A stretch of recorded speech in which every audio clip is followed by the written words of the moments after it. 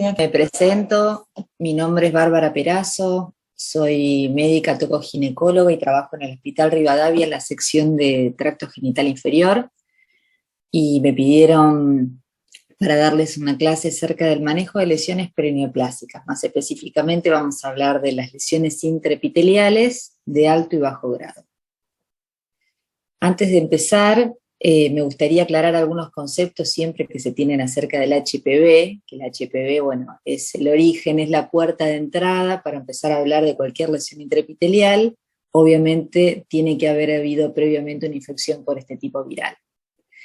El HPV, el contagio puede realizarse a través de cualquier tipo de contacto sexual, cualquier vía puede ser permitida para la infección y para el ingreso del virus al organismo, ya que es un virus que generalmente se contagia a través del contacto de piel y mucosas, no es con intercambio de fluidos como es en el resto de algunas infecciones de transmisión sexual. El adecuado uso de preservativo en la pareja no va a evitar el contagio. Nosotros cuando hablemos de la prevención para todo lo que es la prevención de lesiones del virus del HPV, la verdad que para hablar de prevención primaria nos vamos a remitir solamente a la parte de vacunación, pues es muy fácil contagiarse, porque es tan afín a las pieles y a la piel y a la mucosa, que la verdad que imagínense en el acto sexual con el roce de todo el área perineal, no evitamos que haya contacto, ¿está bien? Hay una reducción de un 40 o un 50% usando preservativo. El resto es por contacto y es imposible que uno tenga una extensión de un preservativo que llegue al perineo. Una persona puede tener HPV y contagiarlo aún si han pasado años desde el contagio inicial. Todo va a depender el comportamiento que tenga cada uno, cada organismo con el tipo viral, va a estar relacionado con su actividad de su sistema inmunológico. Más efectivo sea su sistema inmunológico, las lesiones van a ser mucho más cortas, mucho más resolutivas y va a ser menor la posibilidad de contagio. Generalmente no produce signos y síntomas, y esto es justamente lo más peligroso. Se encuentra en la piel y mucosas de los genitales. Es un virus que no realiza viremia, por lo tanto no se encuentra en sangre y tampoco se encuentra en el líquido seminal, como les aclaraba anteriormente. Y fíjense que realmente es muy elevado el número, hay un 70% de mujeres que en algún momento van a tener contacto con el virus del HPV en su vida. Por lo tanto, como digo, la meta no es evitar que no nos contagiemos, porque en realidad no habría que tener relaciones sexuales ni tocarse con nadie. En realidad la meta es no lograr que ese virus, una vez que ingresa al organismo, desarrolle una lesión que pueda desencadenar a largo plazo un carcinoma de cuello. Bueno, este es el ciclo que normalmente tiene el virus del HPV para ingresar al organismo. Como son la mayoría de las especies virales, no tienen una maquinaria biosintética propia para poder desarrollar su ciclo celular. Por lo tanto, necesitan, para de alguna forma parasitar en alguna otra célula y desarrollar su ciclo, usa nuestro aparato biosintético y continúa en otra célula. El lugar de mayor agrado para el virus del HPV puede estar a nivel de todo el tracto anogenital. Vamos a hablar específicamente a nivel del cuello uterino, que es la que nos trae en esta clase, y fíjense, el epitelio que está representado a nivel de la zona de transformación, que es la zona a nivel de la lucha entre un epitelio y otro. Saben que el epitelio cervical está tapizado por un epitelio plano estratificado y el conducto endocervical por el endocervix, que es un epitelio cilíndrico simple. En la interfaz entre cada uno de estos epitelios, donde se realiza la zona de transformación, que ya vamos a hablar dentro de un ratito, bueno, es una zona con alto intercambio mitótico y donde es muy fácil para el virus poder ingresar. Esa es la zona de mayor ingreso y la zona más peligrosa. Como les decía, las capas de células que representan este epitelio plano estratificado, como ven, tenemos una capa basal, que es la más inferior de todas, que es donde hay alto nivel de replicación, y a medida que va madurando el epitelio, las células van cambiando de morfología hasta llegar a la parte bien superficial, que es la que generalmente se descama en un extendido de un Papa Nicolau, y vuelve después a generarse nuevamente. O sea, el virus ingresa a través de cualquier microagresión de la mucosa y se dirige directamente hacia la capa basal. donde empieza a proliferar, y a medida que va, como ya les voy avisando, va madurando el epitelio, él va expresando diferentes tipos de genes que le permiten desarrollarse y cumplir su ciclo y salir nuevamente como partícula infectante y dirigirse a otra región. ¿Se entiende esto, chicos? Es importante. ¿Sí? Ustedes no me escriban porque no leo nada, pero si no, desmutense y me dicen. Cualquier duda me van frenando. ¿Mm? Bien. Entonces, ¿cuál es la historia natural que generalmente, cuáles son el tipo de lesiones o el tipo de comportamiento que puede llegar a tener el virus en nuestro organismo? Bueno, generalmente las infecciones, las más habituales, son las que representan las famosas lesiones intraepiteliales de bajo grado. Fíjense que están representadas ya sea por el anteriormente escrito el SIN1, que significa neoplasia intraepitelial cervical, que solamente hay un compromiso de un tercio del epitelio, o puede ser una infección viral productiva, donde el virus entró, salió, el patólogo claramente da cuenta porque en su paso por el epitelio deja alguna huella, deja alguna célula morfológicamente alterada, y uno lo permite predecir. Son lesiones totalmente benévolas, con una autorresolución. Generalmente en un periodo de 2 años estas lesiones tienden a eliminarse del organismo por una propia sistema inmunológico, y dentro del 20% restante, que igualmente es un bajo porcentaje, en muy pocos pacientes, y fíjense a lo largo de muchos más años, llegando a los 15 años, podemos desarrollar un carcinoma invasor como último recurso, como en realidad la consecuencia más temida, pero previamente las lesiones intraepiteliales de alto grado. Estas son las verdaderas lesiones preneoplásicas que uno tiene que tener siempre cuidado cuando tenemos un paciente en el consultorio, y a las que sí o sí debemos realizar o proponer algún tratamiento o seguimiento muy estricto, porque son las más peligrosas para progresar. Entonces, resumo, el 80% de las veces, generalmente por una infección producida por HPV, las infecciones son transitorias. En cerca de entre 1 año y medio y 2, estas lesiones suelen resolverse solas, ¿está bien? Y están representadas por una infección autolimitada o por la neoplasia intraepitelial cervical tipo 1. Pero en realidad la sigla es hablar de low SIL, es una lesión intraepitelial de bajo grado. Y en las restantes tenemos las lesiones intraepiteliales de alto grado, definidas por el anteriormente descrito SIN2 o SIN3, ya vamos a ver de qué se trata, y posteriormente, en un porcentaje aún menor, tenemos la posibilidad de un carcinoma invasor.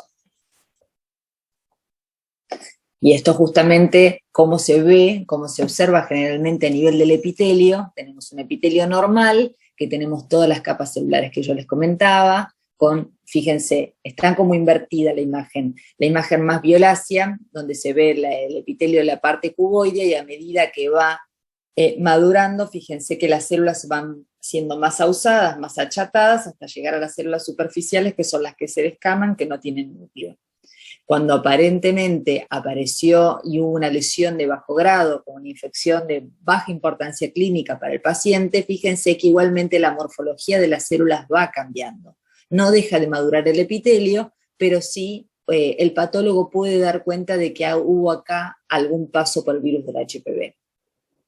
Y las lesiones de alto grado, fíjense, donde la morfología realmente del grosor de la mayoría del epitelio realmente está muy cambiada, y la maduración del epitelio acá en realidad se pierde. El epitelio deja de madurar y llegar a la célula superficial. Termina siendo toda una célula inmadura que desde la basal hasta la superficie tiene casi el mismo tamaño.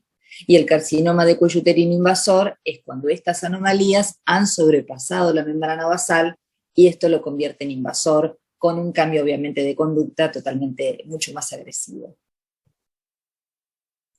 Bien, fíjense qué es lo importante acá, y en realidad la explicación por la cual uno realmente decide a quién tratar y a quién se le puede solicitar un seguimiento. Cuando hablamos de la lesión intraepitelial de bajo grado, que habíamos dicho que son lesiones generalmente autolimitadas, hablamos del famoso SIN1, las posibilidades de regresión son altísimas, llegando a un 57%. ¿Quiénes pueden persistir? Un 32%, y fíjense que la posibilidad de progresar o a un carcinoma in situ o a un carcinoma invasor, mucho menos aún, es del 1%. Por lo tanto, realmente, con mucha evidencia científica, se puede establecer que las lesiones intraepiteliales de bajo grado, en la mayoría de las pacientes uno puede tomar la conducta de controlarla en forma semestral, porque uno le da tiempo a ver si realmente puede después desencadenarse algún tipo de lesión más agresiva, cosa que generalmente no pasa, porque la lesión de bajo grado biológicamente es una lesión que no progresa. Cuando hablamos del SIN2 y del SIN3, que son las lesiones intraepiteliales de alto grado, ya vamos a ver cuál es la diferencia entre una y otra, las posibilidades de regresión van aumentando y la posibilidad de de regresión van disminuyendo. Es una lesión que es más difícil que vuelva para atrás y que volvamos al estadio normal. Hay mayor posibilidad de que esto persista y hay mucha más posibilidad de progresión a un carcinoma. Fíjense, cuando hablamos del SIN3, la posibilidad de llegar a un carcinoma invasor es más de un 12%, y del SIN2, que es una situación intermedia, de un 5%. Por lo tanto, en este caso no hay duda de que a un paciente con una lesión intraepitelial de alto grado se le tiene que ofrecer algún tipo de tratamiento a fin de no poder llegar a la posibilidad de que progrese un carcinoma invasor. Bien, ¿qué es lo que les decía de esta zona de transformación? ¿Se acuerdan que hablábamos que dentro del endocervix él mismo estaba tapizado por un epitelio cilíndrico simple, y después a nivel del exocervix, que es el que está en contacto más que todo con, vieron que es el conducto vaginal, y uno llega al cuello, y el cuello está rodeado de los fórnices vaginales, y todo está tapizado por el mismo epitelio. Es un epitelio plano estratificado. Para ingresar al conducto endocervical nos enfrentamos con un epitelio cilíndrico simple. Ahora, entre el límite entre uno y otro, se empieza a realizar lo que se llama la zona de transformación. O sea, inicialmente en mujeres en edad reproductiva, este endocervix, en la medida que el cuello va creciendo porque va madurando el sistema reproductivo, el epitelio endocervical se vierte hacia la mucosa y forma lo que anteriormente, en realidad, lo que se define como una ectopía. A medida que uno se encuentra con la acidez del pH vaginal y todas las condiciones que le resultan muy agresivas para un epitelio cilíndrico simple, se forma un proceso que se llama metaplasia escamosa. La definición de metaplasia es un cambio de epitelio por otro. Por lo tanto, para volver nuevamente las cosas a su lugar, se forma el fenómeno, como ya le digo, de metaplasia.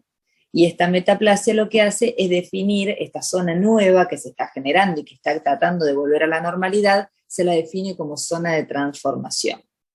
Y esta zona de transformación, como les digo, es un lugar de alta actividad mitótica porque hay una renovación celular para llegar a esta repitelización, y es un terreno que inmunológicamente se lo considera vulnerable, por lo tanto es un lugar ideal para que el virus del HPV pueda ingresar sin problemas y no tener demasiada repercusión en nuestro sistema inmunológico. Eso es el gran aval que tiene este virus para poder infectar. Hasta acá, chicos, ¿se va entendiendo? ¿Hay algo que les vaya generando alguna duda? Es importante, realmente no les va pareciendo tan tediosa. Hola, doctora, ¿se me escucha bien? Sí. Yo le quería preguntar, habíamos visto inicialmente que el preservativo no previene al 100% la infección por HPV, eso se entendió clarísimo, pero sí se podría decir que previene un 100% la infección del HPV en el cuello cervical. No, Perdón, en el cuello uterino. No, porque vos tenés en realidad la posibilidad de tener lesiones en el resto del tracto anogenital. Por lo tanto, si esa lesión progresa y llega al cuello, podés tranquilamente tener la progresión y que haya contacto nuevamente después a nivel del cuello, ¿se entiende? Por más de que la persona que tenga relaciones con esa mujer o la mujer que tenga relaciones con esa mujer utilice preservativo, campo de látex, no logras que todo el área esté expuesta, ¿se entiende? Después por roce y tranquilamente por progresión de una lesión, imagínate a nivel de vagina o a nivel de vulva que progrese más interiormente, puede llegar al cuello. Obviamente tiene mucho menos posibilidad, pero no te puedo decir que hay un 100% de protección a nivel del cuello. ¿Se entiende lo que digo? Sí, se entiende. Gracias. No, de nada. Bueno, seguimos. Ahora, ¿quiénes son las personas o los factores que en realidad pueden estar presentes y a las cuales tenemos que prestar mucha atención? Porque como ya les digo, si bien todos o casi todos vamos a tener contacto con el virus del HPV en algún momento, hay ciertas personas, ciertos pacientes que uno tiene que prestar un poco más de atención y ver realmente qué tipo de tratamiento se le ofrece, porque tienen un poco más de riesgo de tener una progresión o una lesión de alto grado o mayor. Entonces, ¿cuáles son los cofactores que ya son establecidos y que son potencialmente involucrados en la persistencia del HPV y en el fenómeno de carcinogénesis? Esto después lo van a ver bastante seguido, que en realidad el secreto que tiene el virus como llave para poder tenerle el poder de hacer una lesión preneoplásica o poder avanzar hacia una lesión invasora es la posibilidad de persistencia. El virus, cuanto mayor tiempo tenga chance de persistir como mecanismo de no lograr que nuestro sistema inmunológico lo elimine, es la llave más importante para que en algún momento eso interfiera con nuestro sistema, con nuestra información genética y poder hacerse mucho más agresivo y evolucionar un carcinoma. Entonces hay algunos factores que favorecen que este virus pueda persistir, como por ejemplo todos aquellos que alteren nuestra inmunidad, como por ejemplo infección por HIV, pacientes que tengan una carga viral altísima o un recuento de CD4 menor a 200, son pacientes que pueden tranquilamente tener una lesión, una persistencia viral y por ende mayor posibilidad de progresión. Factores endógenos como factores hormonales, índice de masa corporal, pacientes que son demasiado flaquitas con un índice de masa corporal menor a 18 porque tienen muy poco aporte proteico. Hay muchas chicas que tienen trastornos de la alimentación, que tienen mucho más facilidad por infección, porque no tienen proteína, y la proteína es el eje fundamental para la síntesis de anticuerpos. Pacientes con alta paridad, el hábito de la dieta del paciente, como ya decíamos, que tenga poco aporte proteico y que sea insuficiente para un sistema inmunológico óptimo. Tabaquismo altamente relacionado y es uno de los factores más importantes a tener en cuenta. La nicotina y otros factores que están asociados a la producción del cigarrillo son carcinogénicos y aparte alteran la forma de la célula de Langerhans, que como ya se sabe es una célula presentadora de antígenos que en nuestro caso es muy importante como primera barrera de defensa con el virus. En la utilización de anticonceptivos orales se demostró que la anticoncepción por muchos años, más de 5, más de 10 años, se considera un factor que favorece la persistencia, generalmente por lo que estaría relacionado a la utilización de anticonceptivos, es porque las usuarias del mismo suelen tener una ectopía un poco más prolongada que el resto de las personas. Nosotras normalmente en edad reproductiva, como ya les decíamos, se forma la ectopía, que es esta salida del endocervix al exterior, y después se produce la metaplasia. Bueno, en el caso de las usuarias de anticonceptivos, esta ectopía, esta génesis de la metaplasia todavía está un poco más retardada. Entonces está como mucho más expuesto por mayor cantidad de tiempo cuando utilizamos anticonceptivos. Igualmente, si bien está considerado como un cofactor, la Organización Mundial de la Salud establece que en realidad los beneficios como anticonceptivos son mucho mayores en correspondencia con la posibilidad de progresión. Por lo tanto, no se desaconseja el uso de anticonceptivos por este motivo. Ninguna usuaria en forma crónica de anticonceptivos va a lograr a largo plazo tener una lesión de alto grado. Tienen que establecerse muchos otros cofactores. Y obviamente el principal es tener una infección por un virus de HPV de alto grado. Bien, entonces, como decíamos, las lesiones intraepiteliales cervicales se clasifican en aquellas lesiones de bajo grado y lesiones menores, que como les dije, creo que esto es importantísimo que se lo lleven, y porque no voy a pretender de que para el examen aprendan toda la patología cervical o toda la génesis de las lesiones intraepiteliales, pero es importante que sepan diferenciar cuáles son las lesiones menores, qué características las diferencia con las mayores. ¿Cuáles son las lesiones de bajo grado? Son infecciones transitorias, tienen pobre reproducibilidad diagnóstica. Esto quiere decir de que no es tan fácil ponerse de acuerdo entre los patólogos para decir, sí, estamos ante una presencia de bajo grado. A veces hay mucho falso positivo, falso negativo, que permite de que haya bastante confusión a veces entre patólogos. Y la conducta generalmente que se establece en estos pacientes es el seguimiento. Uno le da la chance de que nuestro sistema inmunológico pueda resolverla y esto quede en nuestra memoria inmunológica. Cuando hablamos de las lesiones intraepiteliales de alto grado, tenemos a la verdadera lesión preneoplásica, la que es sin duda que hay que tratar siempre, que es el SIN3 o el HSIL, que es la verdadera infección transformante. Infección transformante quiere decir es aquella que modifica nuestro sistema genético, en realidad se integra al genoma celular y permite modificarlo de manera tal de poder producir una lesión a posteriori invasora. Por lo tanto, este es el verdadero precursor del cáncer cervical, tiene buena reproducibilidad diagnóstica, en este caso no hay patólogo que dude que estamos ante la presencia de un SIN3. Por suerte es de fácil diagnóstico y se permiten poner de acuerdo entre los distintos patólogos, y la conducta terapéutica establecida es la escisión. Esa lesión se saca, ¿está bien? No se espera de si hay posibilidades de resolverlo o que regrese como habíamos dicho, ¿se acuerdan? Había un 12% de posibilidades de que esta lesión progrese. Por lo tanto, en este caso se toma la decisión de tomar una conducta terapéutica escisional. Escisión quiere decir sacarla. Y fíjense, en el medio tenemos una lesión intraepitelial SIN2, que es una situación borderline, porque tiene comportamientos que a veces es un comportamiento intermedio entre una lesión de bajo grado y de un alto grado.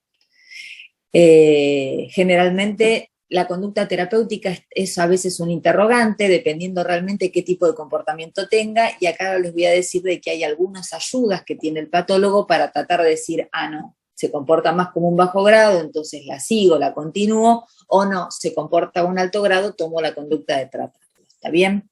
La reproducibilidad diagnóstica es de pobre a moderada. Es más pobre todavía que en comparación con el LSI. Por lo tanto, el patólogo necesita de una ayuda extra para ver, para poder confirmarlo. Entonces, como decíamos, todo lo que es bajo grado y alto grado son dos entidades biológicas diferentes. Por lo tanto, por eso, como tiene una biología diferente, un comportamiento diferente, yo sé que la del bajo grado no voy a tener problemas. Por lo tanto, en este caso, porque es un virus generalmente que está en estado episomal. Episomal quiere decir que se encuentra paralelo a nuestra información genética, no se integra dentro del cromosoma. Por lo tanto, tiene una lesión que es mucho más benévola y es transitoria, es autorresolutiva. Cuando hablamos de las lesiones de alto grado, es una verdadera lesión preneoplásica, y acá fíjense que dice P16 negativa y positiva. Ya vamos a ver de qué se trata. Son las técnicas de inmunohistoquímica que utiliza el patólogo para confirmar. Cuando es una P16, la P16 es una proteína marcadora de la integración justamente viral en el genoma. Cuando es negativa, claramente en un bajo grado, y es positiva en un alto grado. ¿Qué pasaba con el SIN2 que yo les decía que es esta situación borderline? La situación borderline está incluida en los altos grados, pero con un potencial biológico, como decíamos, discutido, porque hay veces que de acuerdo a cómo dé la tinción de inmunohistoquímica, uno puede decir se comporta como un bajo grado o se comporta como un alto. Es de pobre a moderada reproducibilidad diagnóstica y conducta terapéutica es variable. Yo, si tengo la posibilidad de hacer la inmunohistoquímica y esa lesión me da de bajo grado, entonces yo a esa paciente la puedo seguir. Y el uso del biomarcador de la P16 que les comenté anteriormente mejora esta reproducibilidad diagnóstica y mejora también las decisiones del manejo clínico que voy a tener. Entonces, uno puede utilizar dos tipos de inmunohistoquímica, pero los que están avalados científicamente sí o sí y presentados en trabajos es la P16. La P16 lo que informa, lo que me tiñe en la célula son aquellas células donde se observa la integración del virus del HPV de alto riesgo a nuestro genoma. Y el Ki67, que se utiliza también en algunos hospitales, es un factor de proliferación. Si ambas son positivas, las dos obviamente orientan al diagnóstico. ¿En qué personas pido yo esto y quiero que se queden ahora? No quiero que tengan todas estas indicaciones. ¿A quién sí o sí le tendría que yo pedir usar una inmunistoquímica? A la paciente que tiene un diagnóstico de un SIN-2. El SIN-2 que yo les digo es esta lesión borderline, que puede manifestarse de ambas formas.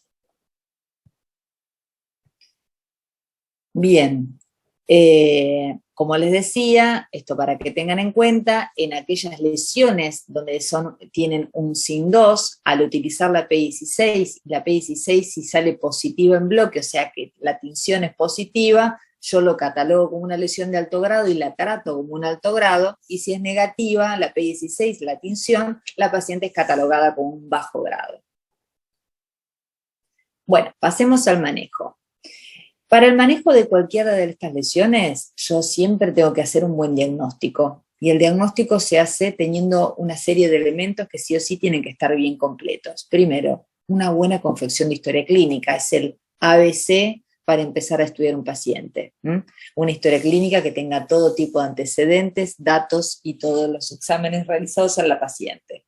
Obviamente una evaluación colposcópica, donde me permita ver el cuello uterino y ver realmente si hay alguna imagen que me parezca que coincida con los hallazgos que tengan la biopsia y que tengan un Papa Nicolau.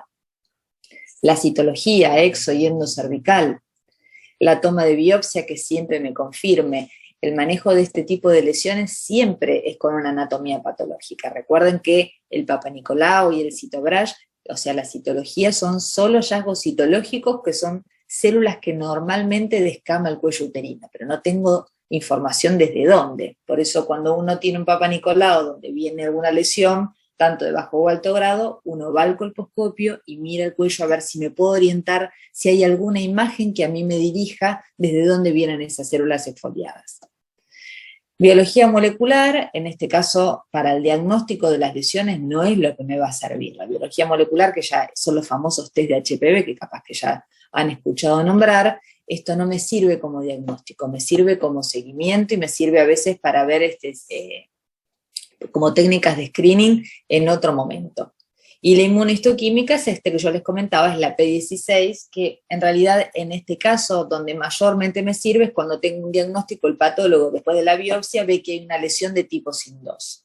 No todos los laboratorios lo tienen, por lo tanto, cuando nosotros que estamos en el Hospital Rivadavia sí lo tenemos y a la verdad que nos ayuda muchísimo a decidir las conductas terapéuticas.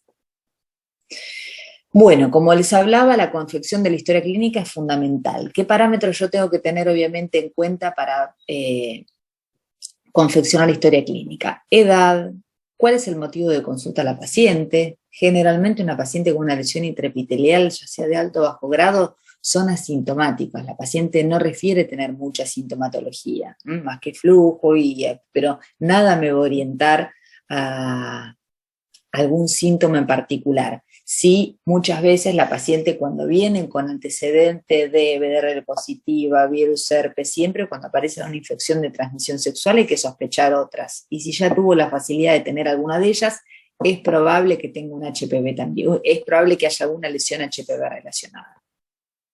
¿Cuándo fue su último control ginecológico?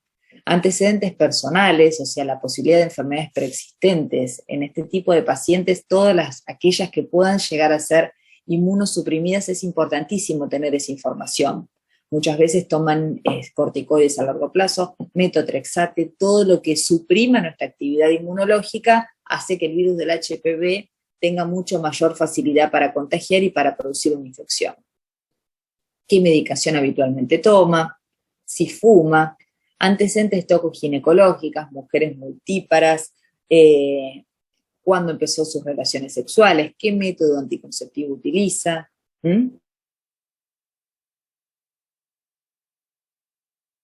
Bueno, como les decía, la confección de la historia clínica, todos los datos que tenemos que tener en cuenta, edad, motivo de consulta, el último control ginecológico, antecedentes personales, qué enfermedades preexistentes puede llegar a tener, qué medicación habitualmente utiliza. Toda medicación inmunosupresora es importantísima tenerla en cuenta al momento de tener a la paciente enfrente nuestra. Antecedentes tocoginecológicos, si tuvo antecedentes como tratamientos en el tracto genital inferior, si tuvo lesiones producidas por otro tipo de infección la transmisión sexual, qué método anticonceptivo actualmente utiliza. Bien. Después, posteriormente, la importancia del rol para nosotros como colposcopistas, para tenerlo como herramienta para visualizar correctamente el cuello del útero y poder definir tipos de lesiones o que nos orienten al tipo de lesiones a las cuales estamos expuestos. Esto no es importante que lo sepan. Esta es una imagen, fíjense, de una lesión de bajo grado. Ven que son como imágenes bastante suaves, cuando uno, ahora después les voy a hacer comparar con distintas imágenes de una lesión de alto grado, y tenemos todo el epitelio, todo el epitelio exocervical, ven que es todo lo que en realidad está bien homogéneo, y es bien, ocupa la mayoría de la totalidad del cuello. Hay un límite casi que se ve entre lo que es el exocervix y empezando el conducto endocervical, esto en la imagen de la izquierda, ese es el endocervix, y el epitelio acetoblanco delgado que se ve después de la utilización del ácido acético y se ve así clarito. Estas son imágenes bien categóricas de una lesión de bajo grado, que en este caso a esta paciente, como decíamos, tomó la conducta de controlarla. Estas son más feas, son más groseras, ven que se hacen como mucho más voluminosas, más engrosadas, más blanco nacaradas, porque hay más fenómeno de hiperkeratosis, son lesiones de mayor grado, que cuando uno las mira en la colposcopía es un puntillado, son puntillados gruesos y se ve sobre un epitelio acetoblanco bien engrosado, cuando uno coloca el ácido acético. Son imágenes, fíjense, pongo otra vez una y pongo otra vez la otra, y son imágenes diferenciables en el colposcopio. Esta tiene una combinación, hay imágenes de alto y de bajo grado. Las que son más suavecitas, las que están más periféricas, son de bajo grado, y cercano al exocervix, o sea, perdón, donde está la zona de transformación, se puede ver cómo el epitelio acetoblanco se forma mucho más grueso, es más grueso, más nacarado, y es bien de alto grado. Para el manejo nosotros del tipo de lesiones nos vamos a manejar, están en revisión y actualmente este año van a cambiar, pero bueno, hasta el momento nos manejamos con las guías que fueron definidas en el año 2015 por nuestra sociedad, la Sociedad Argentina de Patología del Tracto Genital Inferior y Colposcopía. En este caso, como les decía, pacientes con una lesión de bajo grado que tenemos en un Papá Nicolau, ya sea con un LSIL o con un ASCUS, se le realiza una colposcopía. Y si en la colposcopía veo alguna lesión de que realmente sea sugerente una lesión de bajo grado, uno la puede controlar en forma semestral. Teniendo 2 controles negativos, o sea, los primeros 6 meses le hago el primer control y el segundo PAP me da negativo, y el otro me da negativo, a la paciente puede ya pasar a controles habituales. Si la paciente empieza ya, tiene una imagen que no me parece que es de una lesión de bajo grado, es una lesión un poco más agresiva, bueno, tengo que biopsiar y diferenciar. Esto me parece que me voy demasiado por las ramas, por eso lo paso un poco más en alto. A ver, manejo de lesiones, aquella paciente que tiene una lesión de bajo grado ya definida, un sin 1, y tiene una correlación colposcito-histológica, o sea que me coincide, el Papá Nicolau me da un bajo grado, cuando lo veo en la colposcopía realmente son lesiones de bajo grado, y cuando le hago la biopsia también me informo en el ESIL. Bueno, como decíamos, a la paciente generalmente la podemos decir, bueno, te sigo cada 6 meses durante los 2 primeros años. Y ese seguimiento consiste en hacerle una colposcopía y hacerle una toma de PAP cada 6 meses. Si la lesión igualmente pueden pasar 2 años y podemos seguir ante una presencia de bajo grado. Bueno, la seguiremos continuando. En la bibliografía en realidad se establece que en ese periodo inicial de los 2 años es el tiempo generalmente en el cual las lesiones de bajo grado retroceden, se eliminan solas, pero puede pasar de que esta paciente persista. Ojo con las persistencias, acuérdense que habíamos dicho que es la puertita de entrada para ver de que el virus tiene un comportamiento un poco más peligroso y puede dar lugar a que haga después posteriormente una progresión. Cuando, como acá dice, después de la persistencia de una lesión de los 2 años, uno puede decir, o la trato o la sigo. Generalmente uno la sigue si es una paciente de bajo riesgo, que no tiene ninguna enfermedad, que puede llegar a venir a todos los controles y me quedo tranquila, la sigo. Si es una paciente que tiene muchas alteraciones a nivel de su inmunidad, paciente HIV positiva, inmunosuprimida, paciente con, por ejemplo, artritis reumatoidea, paciente con lupus mal manejado, o que está en una situación donde tiene demasiado componente inmunosupresor, puedo tratarla. ¿Mm? Si en alguno de estos tratamientos veo de que la lesión en la colposcopía me parece más grosera, más fea, la biopsia me da un alto grado, no lo dudo y esa paciente cambia de categoría y la trato. ¿Qué pasa con los marcadores moleculares? Lo dijimos, los virus de los test de HPV, las pruebas de tipificación viral, no tienen ningún rol en nuestra decisión terapéutica ni en el seguimiento, ¿está bien? No se recomienda el test de HPV en ninguna paciente que tenga menor de 30 años. ¿Por qué? Porque me va a dar positivo, porque es muy frecuente que nosotras antes de los 30 años tengamos una lesión productiva, o sea, estas lesiones benévolas que se autorresuelven. Por lo tanto, hacerle un test de HPV a una chica antes de los 30 años no tiene sentido. Sí se realiza después de esta edad. Y uno dice, bueno, pero ¿cómo la controlo? Antes de los 30 años la vamos controlando con PAP y colposcopía. Entonces, ¿qué pacientes sí tendríamos que tratar? Bueno, si tengo una discordancia, si yo tengo el Papa Nicolau que me da un bajo grado, pero la colpo no me gustó y cuando la biopsia me dio un alto grado, eso es una discordancia, no concuerda lo que tengo en la biopsia con lo que tengo en la citología y en la colposcopía. Esa paciente no es candidata a hacer un seguimiento. Después, agravamiento de la lesión durante el seguimiento, paciente inmunocomprometida, falta de seguimiento, una paciente que no vuelve a los controles, yo sé que es muy díscola y no va a volver, mujeres jóvenes con antecedentes de un alto grado, paciente con lesiones multicéntricas, que tiene algunas multicéntricas quiere decir que tiene en el momento muy de paciente HIV positiva, paciente de lesiones en vulva, vagina, cuello y que en alguna de ellas sea de alto grado. Eso se llama lesiones multicéntricas. Por lo tanto, en ese caso hay que tratar a la paciente. Y cuando son lesiones demasiado extensas en el cuello del útero que involucran los 4 cuadrantes, también deben tratarse. Pero como siempre, quedémonos con la idea que el tratamiento ideal en estas pacientes es el seguimiento. ¿Qué métodos tengo para el tratamiento de un bajo grado? Tengo métodos destructivos, fíjense, es quemar de alguna forma, o con medios físicos o con medios químicos. Entonces, ¿qué es importante tener en cuenta? Que yo, cuando decido hacer un tratamiento de un bajo grado, esa paciente previamente tiene que ser biopsiada y yo tengo que estar segura de que no estoy en una presencia de un alto grado o más.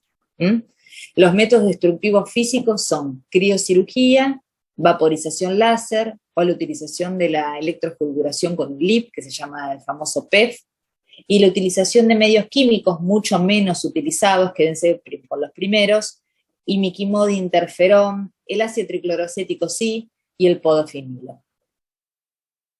Entonces, criterios de selección, que decíamos, a la que decido tratar, tengo que sí o sí tener un diagnóstico histológico de un bajo grado. Que la lesión sea bien por fuera. Una lesión en el conducto es una lesión a ciegas que yo voy a tratar. Entonces esa no se trata. La lesión exocervical, el canal endocervical tiene que estar libre de lesión. La colposcopía tiene que ser adecuada. Adecuada quiere decir que yo tengo que ver el cuello en su totalidad. No tengo que tener ningún pólipo, ni ningún sangrado, ni nada que me entorpezca visualizarlo. Y que sea una concordancia. Bueno. Entonces, la desventaja de los métodos destructivos locales, o sea, todo lo que es quemar o agredir con algún tipo de medio químico, es que no tengo pieza histológica. Yo después de ahí no es que le mando al patólogo lo que saqué, ¿está bien? O sea que es importantísimo tener un diagnóstico preoperatorio adecuado. Hasta acá es el bajo grado. Y el alto grado, como dijimos, lo tratamos. El HSIR-SIN3 se trata, el SIN2 se evalúa.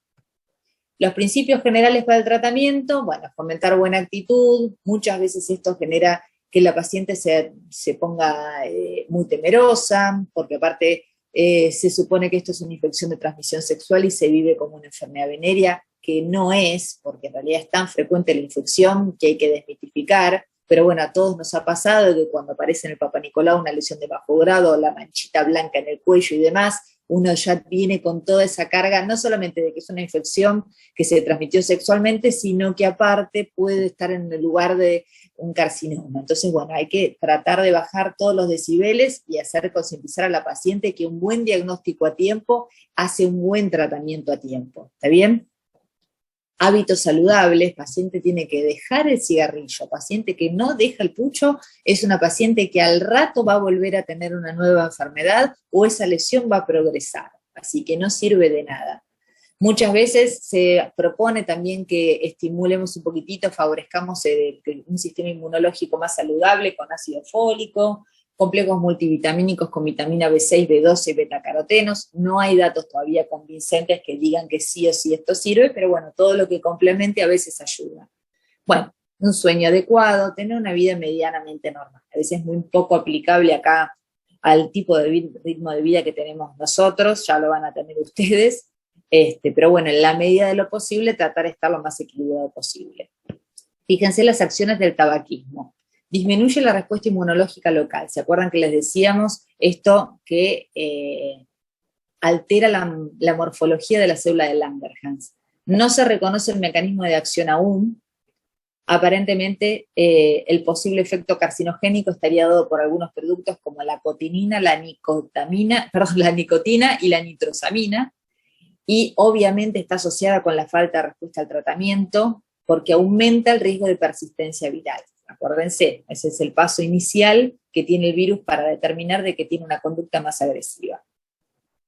Y el éxito del tratamiento en una lesión de bajo grado depende en último término de la capacidad de prevenir una recidiva por parte de la respuesta inmunitaria del huésped. Fíjense que les hablé toda la clase del sistema inmunológico, porque realmente una paciente con un sistema inmunológico inadecuado es una paciente candidata a recurrencias, posibilidad de progresión, es mucho más peligroso. La función de la inmunidad en el tratamiento. Bien, lo mismo, usamos las guías del 2015 para hablar de las lesiones de alto grado. En este caso, si yo tengo un PAP que viene con una lesión de alto grado, una HSIL como células sueltas informadas en la citología, obviamente que la voy a mirar en el colposcopio, y sí o sí yo tengo que tener una biopsia que me lo confirme. Bien, ¿qué pasa si la paciente tiene un diagnóstico del famoso SIN2, como ya les decía? Hay los lugares donde voy a tener posibilidad de hacer esta técnica de inmunohistoquímica y en otras no. En aquellos lugares donde sí tenga posibilidad de hacer la P16, si la P16 me dio negativa, me quedo tranquila que la lesión ya se comporta como un bajo grado y tomo la conducta de controlarla. ¿Está bien? Como dijimos, con las lesiones de bajo grado, hacer control cada 6 meses durante 2 años y ahí evaluar. Si me da positiva, bueno, ese tipo de pacientes hay que ver un tratamiento. Ahora, acá hay un paréntesis, y esto va a ser tema de examen y quiero que lo sepan. Una paciente con una lesión de SIN2, que es muy jovencita, tiene menos de 25 años, y que la unión escamocolumnar se ve bien en la superficie, a esa paciente le puedo ofrecer el seguimiento, porque si bien es un alto grado y es una P16 positiva, es una paciente que como es tan joven y el recambio celular todavía está tan aumentado, tiene muchas más chances de poder regresar la lesión, o sea, de poder eliminarla. Por lo tanto, le doy la chance de controlarla. Ahora, si veo que la unión escamocolumnar ni la veo, está bien dentro del conducto, o es una paciente más de 25 años y es un SIN2 AP16 positiva, la trato. Quiero que se queden con ese paréntesis. Si no tengo posibilidad de hacerlo de la P16, bueno, si es a eso también es evaluar el tipo de paciente. En ese caso, no tengo la certeza de que después en la biopsia ampliada o en el tratamiento me ven un SIN2 o un SIN3. Ahí tengo que evaluar el tratamiento. Pero lo mismo, ¿ven? Si es menos de 25 años y la unión escamocolumnar la veo bien en la superficie, eso me la viera afuera, eso me da la pauta a mí de poder controlar colposcópicamente, ahí yo la puedo controlar en forma semestral. De lo contrario, si es más grande que esta edad o la unión escamocolumnar está muy adentro, ahí decido directamente retratarla. Y los tipos de tratamiento son los métodos excisionales. Los métodos excisionales es sacar la lesión, conización con bisturí, conización con láser, electroconización o resecciones electroquirúrgicas. Y los métodos destructivos locales, que son mucho menos utilizados, están descritos también, podemos hacer la crioterapia, vaporización con láser, coagulación por frío o electrocoagulación radical. yo quiero que se queden más que todo con las indicaciones de los métodos escisionales, que es lo que más se realiza en la actualidad. Se saca la lesión, tengo una muestra de anatomía patológica. Lo destructivo local no. Así que estos destructivos locales, si bien en algunos casos particulares se pueden hacer, la mayoría, quédense con el concepto, es método escisional. El tipo de tratamiento se va a en realidad depender de dónde esté la unión escamocolumnar. ¿Se acuerdan? La unión escamocolumnar es la unión entre el endocervix, que es lo que está siempre bien dentro del conducto, y la parte externa, que es el exocervix. Como dijimos, en las mujeres más jóvenes el endocervix sale, se vierte y sale bien todo para afuera y uno tiene bien el límite entre uno y otro. Entonces uno puede hacer, fíjense en la escisión de tipo 1, es sacar solamente la zona de transformación y es mucho menos profunda.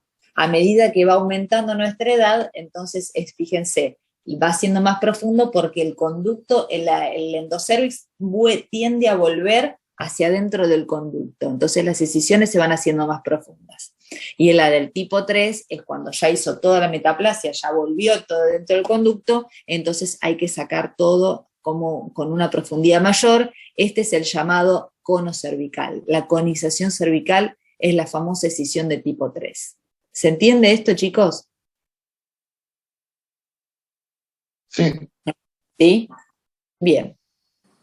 Y esto, fíjense, en la imagen que tengo a la derecha arriba, la que tiene color el más naranja, esa es una escisión de tipo 1. Se utilizan este tipo de anzas que están acá abajo, que son semicirculares, que tienen diferencia entre la profundidad y la longitud.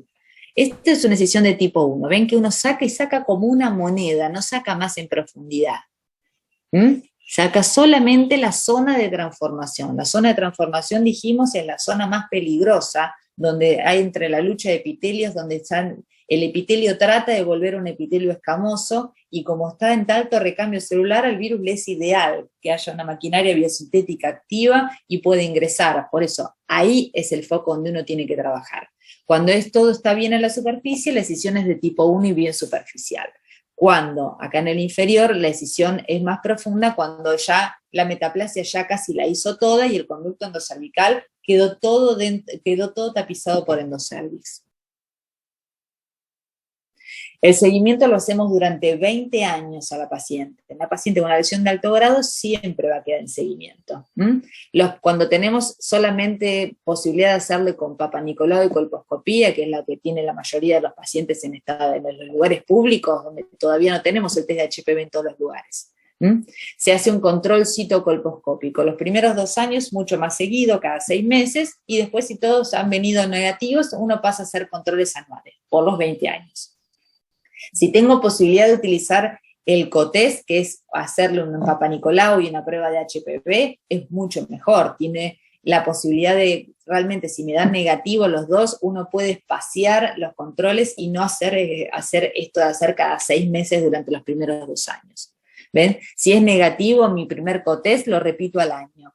Al año le repito el segundo. Si el segundo me dio negativo, uno ya lo puede repetir a los 3 años.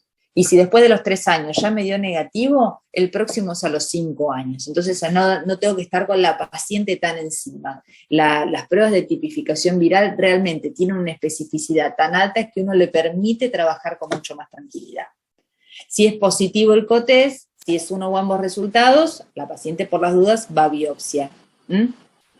Si me dio el test positivo, pero el PAP me dio negativo y la culpa me dio negativo, ahí la controlo en forma semestral por 2 años. Pero quédense con esto, que uno lo puede hacer con Papa Nicolau y colposcopía los primeros 2 años cada 6 meses, y si me dio todo negativo después en forma anual, o le puedo hacer con test de HPV asociado a la citología. ¿Y qué es lo que tengo que tener en cuenta? La posibilidad de una persistencia o recurrencia. Cuando hablamos de persistencia, es que la paciente nunca la resolvió la lesión. Yo la traté y todo, y en los primeros 6 meses cuando la cito, la paciente nuevamente tiene un alto grado, ya sea en el PAP o tiene en la biopsia. Por lo tanto, quedó lesión. Esa paciente fue un tratamiento incompleto, pero no porque uno haya hecho un tratamiento incompleto, pues la paciente no tuvo suficientes elementos como para terminar de resolver la lesión. Cuando hablo de recurrencia es cuando aquella paciente tuvo algunos controles negativos en el medio, o sea, pasaron más de 6 meses y volvió a tener una nueva lesión. Por lo tanto, como conclusiones, cuando hablamos de lo de bajo grado, las lesiones intraepiteliales de bajo grado son de bajo potencial oncogénico, con baja posibilidad de desarrollar una lesión perineoplásica.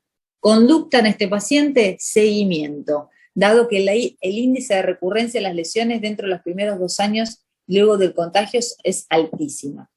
No es de utilidad en este caso, como dijimos, pruebas de tipificación viral a chicas menos de 30 años, no tiene indicación. Y cuando tengo una paciente que tiene una lesión de bajo grado y viene a un test de HPV, es al PP, no tiene sentido. A mí no me ayuda como diagnóstico. A mí lo que me ayuda una lesión de bajo grado es tener el Papa Nicolau y tener la biopsia.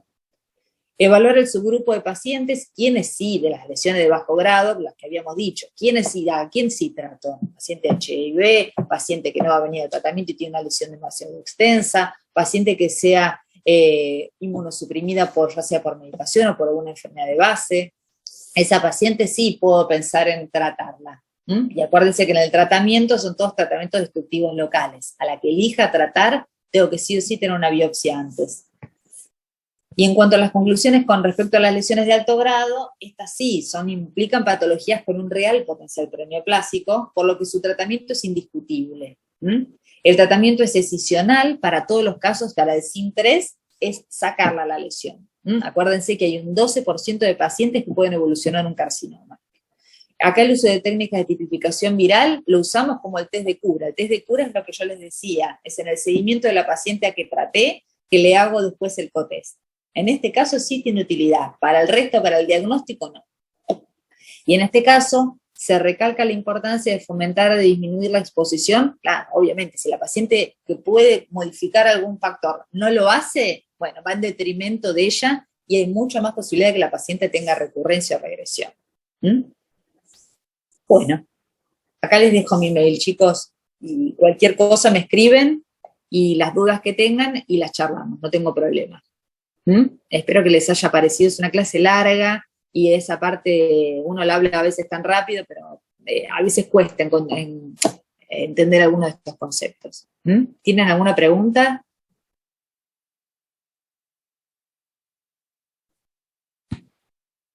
¿El tamizaje por Papa Nicolau se hace anualmente? Sí. Sí, en realidad uno lo posible? podría espaciar. Lo que pasa es que el Papa Nicolau tiene tanta cantidad de falso negativo que por eso uno... espera que me quiero meter en eso. Ahí está. Uno tiene tanta posibilidad de falso negativo que uno por eso la pide cada un año. Cuando tengamos la posibilidad de hacer el test de HPV, eso va a ser mucho mejor. ¿Ahí se escucha? Ahí está. ¿Y es posible encontrar en el Papa Nicolau características de bajo grado y vas a hacer la colposcopía y no llegas a ver algo que te llame la atención? ¿Algo raro? Sí, puede pasar eso, pero ¿se acuerdan que es cuando yo les decía, la baja reproducibilidad diagnóstica, que a veces un patólogo te puede definir como que es un bajo grado y no sé si es tanto, pero bueno, si vos tenés a veces un Papa Nicolau que te da un bajo grado, le haces la colposcopía y por fuera no ves nada, igual el conducto lo estudiás. Si el conducto me da nada, listo, la controlas en 6 meses, capaz que fue una lesión demasiado microscópica y le da lugar a que después desaparezca sola. O mismo, es una lesión que no se veía al principio y dentro de 6 meses se va a ver. Igualmente, de todo tenés tiempo. Clarísimo, gracias. Así que bueno, ¿alguna otra pregunta, chicos?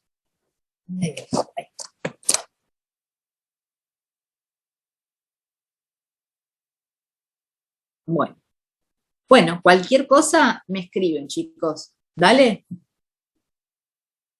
Gracias. No, doctora. Gracias. ¿Podemos pedir las diapositivas? ¿Cómo? ¿Le podríamos pedir